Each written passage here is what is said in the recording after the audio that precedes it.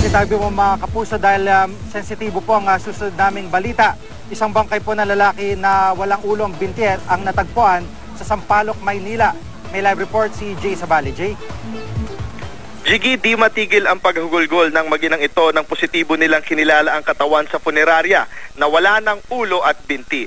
Ayon kay Lerma Bote, Bianan at Thea Abisamis, asawa ng biktima, ang natagpuan ay kay Mark Ru Abisamis, 32 years old. Ang mga binti niya nakasilid sa isang malaking kahon ng chichirya sa tabing kalsada ng Matimyas, Barangay 523, Zone 52, District 4, Sampaloc, Maynila.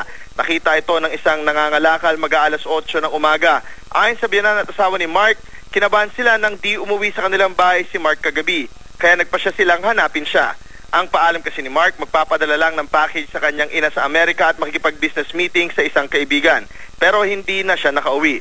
Di raw sila makapaniwala sa sinapit ni Mark, lalo't mabait ito. Inimbestigahan na ng Manila Police ang lahat ng posibleng anggulo dahil maliban sa mga nawawalang parte ng katawan, di rin matuntun ngayon ang mga mamahaling gamit ni Mark, pati ang itim na 2010 Toyota Altis nito na may plakang LQI 611. Jiggy?